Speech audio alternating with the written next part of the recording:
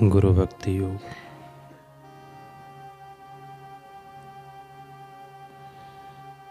एक सनिष्ठ शिष्य अपने आचार्य की सेवा में अपने संपूर्ण मन एवं हृदय को लगा देता है।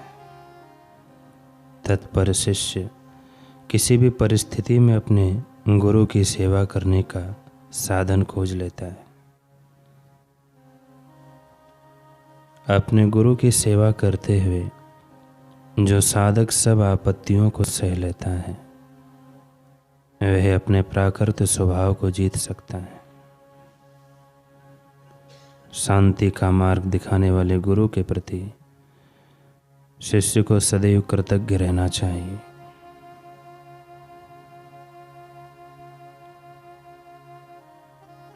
अगर आपको नल से पानी पीना हो तो आपको स्वयं नीचे झुकना पड़ेगा। इसी प्रकार अगर आपको गुरु के पवित्र मुख से बहते हुए पावन अमृत का पान करना हो तो आपको विनम्रता का प्रतीक बनना पड़ेगा। जो मनुष्य वफादार एवं बिल्कुल नम्र बनते हैं, उनके ऊपर ही गुरु की कृपा उतरती है। गुरु के चरण कमलों की पूजा के लिए नम्रता के पुष्प के अलावा और कोई श्रेष्ठ पुष्प नहीं है। शिष्य अधिक विद्वान ना हो, लेकिन वह मूर्तिमंत नम्रता का स्वरूप हो, तो उसके गुरु को उस पर अत्यंत प्रेम होता है। आप महान विद्वान एवं धनवान हों, फिर भी गुरु एवं महात्माओं के समक्ष आपको बहुत ही नम्र होना चाहिए।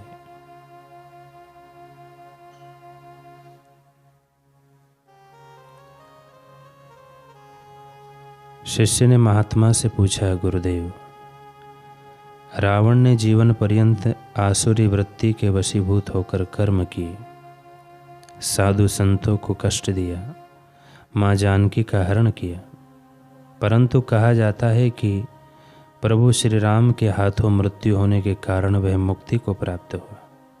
क्या यह सत्य है? महात्मा ने कहा, कदाचित नहीं। महात्मा ने कहा, कदाचित नहीं। शास्त्रों में वर्णन है कि रावण का पुनर्जन्म हुआ शिशुपाल के रूप में। यदि रावण मुक्त हो गया होता तो उसका दोबारा जन्म क्यों होता? गुरु नानक देव जी ने इस सत्य को स्पष्ट वाणी में कहा कि लंका लुटी शीश समेत गर्भ गया बिन सद्गुरु हेत, अर्थात रावण को दोबारा गर्भाग्नि सहने को विवश होना ही पड़ा, क्योंकि उसके पास कोई सद्गुरु नहीं थे। माना कि रावण प्रकांड विद्वान था, उसने शास्त्रों और वेदों का अध्ययन किया हुआ था। वह भगवान शिव का बहुत बड़ा भक्त भी था। उसने मंत्र बल से तपस्या के द्वारा भगवान शिव को प्रसन्न कर अनेक वरदान भी प्राप्त कर लिए थे, परंतु उसके जीवन की सबसे बड़ी चूक थी कि उसने कभी किसी पूर्ण सद्गुरु की शरणागति प्राप्त नहीं की थी। यही कारण है कि वह विद्वान होते हुए भी अज्ञानी ही रह गया, दिशाहीन जीवन व्यतीत किया।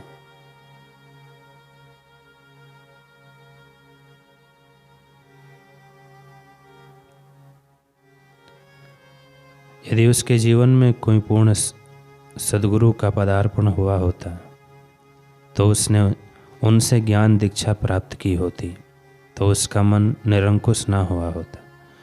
उसे अपनी कामनाओं व वासनाओं पर अंकुश लगाना सद्गुरु की बताई गई दिशा अनुसार भली प्रकार आता होता।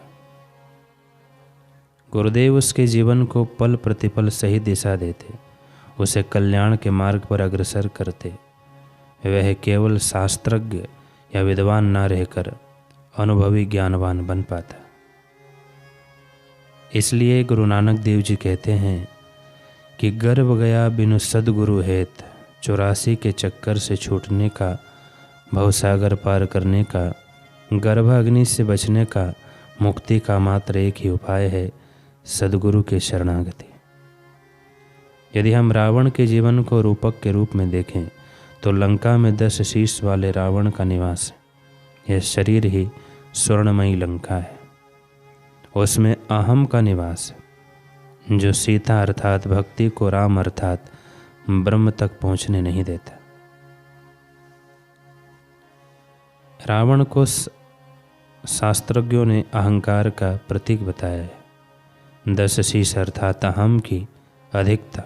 साधक के जीवन में जब सद्गुरु उसके अहम का मर्दन करते हैं तब साधक के 10 शीश और उभर आते हैं, अर्थात तर्क को तर्क के चक्करों में वह स्वयं को फंसा लेता है।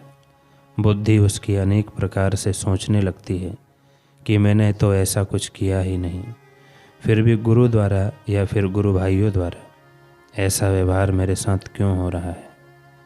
जब भी अपने मन की ही ना हो, परिस्थितियां विपरीत हो, तो यह विचारणीय है कि सद्गुरु रूपी राम द्वारा हमारे कलुषित मन का अहम का शीश कट रहा है। फिर भी एक एक शीश काटने से रावण का मर्दन संभव नहीं। रावण का वध करने में तो राम जी के भी पसीने छूट गए। फिर उनको विभीषण ने भेद बताया, रावण वध भेद। यहाँ विभीषण शरणागति का प्रतीक है, अर्थात जब तक शिष्य की संपूर्ण शरणागति नहीं होती अपने सद्गुरु के प्रति, तब तक सद्गुरु रूपी राम को बहुत परिश्रम करना पड़ता है शीश के अहम रूपी रावण को मारने के लिए। जिस दिन शिष्य का सद्गुरु को संपूर्ण शरणागति का संग प्राप्त हुआ, उस दिन देर ना लगेगी, एक ही बाण से काम बन जाएगा। तत्वमसि यही नाभि भेदन है, परंतु आवश्यकता है सच्चे शरणागति की।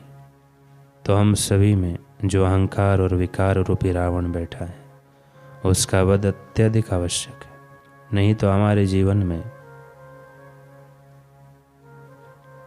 विजय कभी नहीं आ पाएगी। इस अहंकार पर, विकारों पर विजय एक सद्गुरु के शरणागति से ही संभव है।